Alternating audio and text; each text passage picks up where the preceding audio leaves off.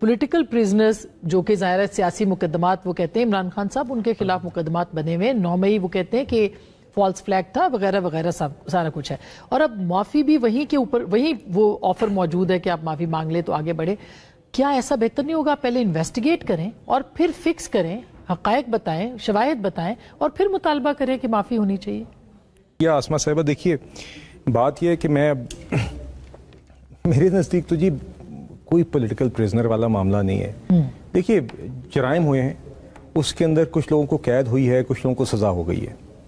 عین ممکن ہے کہ کسی کی سزا یا قید صحیح ہے، اس کا ایک لیگل پروسیس ہے اور بالکل جو شخص بے گناہ ہے اس کو رہا ہونا چاہیے، اور جو گناہ گار ہے یا جس نے سزا کی، جس نے جرم کیا ہے اس کو سزا ہونی چاہیے. اور اس میں اگر سزا میں کہیں کوئی غلطی ہے کسی ایک پرٹیکولر کیس میں، کیونکہ دیگر کیسز ہیں تو اس میں لیگل ریمیڈی موجود ہے اور وہ ہونی چاہیے.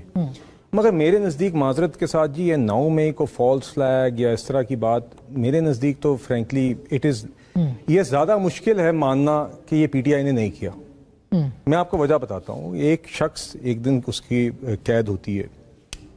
اس کے جماعت کے سارے سیاسی لوگ، مین لوگ اس جماعت کے کارکنان کو لے کے اسی جماعت کے جھنڈے اٹھا کے شہر شہر میں نکلتے ہیں، اور شہر شہر میں ہی وہ ان سب شہروں میں فوجی املاک پر حملہ کرتے ہیں. یا تو اکا دکا کوئی واقعہ ہوا تھا کہ ایک جگہ پہ اچانک ایک کراؤڈ بے قابو ہو گیا تو بندہ مان لیتا ہے کہ یہ صرف سیالکوٹ میں ہوا تھا. مگر جب آپ ہر جگہ پہ احتجاج کریں گے تو راولپنڈی میں بھی جی ایچ کیو کی طرف ہی رخ ہوگا، لاہور میں بھی جناح ہاؤس پر ہوگا، پشاور میں بھی ہوگا، سیالکوٹ میں بھی فوجی املاک پر ہوگا. تو پھر یہ منصوبہ ہے اور یہ منصوبہ آپ کا ہے اور آپ کے لوگوں کو اس طرف لے کر گئے. تو یہ آپ تسلیم کریں گے یہ آپ نے کیا، یہ آپ کا ایک منصوبہ تھا، یہ آپ کی سیاسی حکمت عملی تھی، جو آپ کا خیال تھا کہ یہ آپ کی ایک ریزسٹنس کا طریقہ ہے، جو بھی آپ اسے کہتے ہیں. مگر یہ آپ تسلیم کریں کہ یہ جرم آپ نے کیا. یہ بالکل میرے خیال سے آپ لوگوں کی انٹیلیجنس کی توہین ہے یہ کہنا کہ یہ تو جی اتفاق ہو گیا کہ 5-6 شہروں میں میاں والی اور چکدرا بھی ہر جگہ پہ پی ٹی آئی کے لوگ نکلے اور ہر جگہ ہی فوجی املاک پر خود ہی ایک حملہ ہو گیا اور خود ہی وہاں پہ توڑ پھوڑ ہوگی،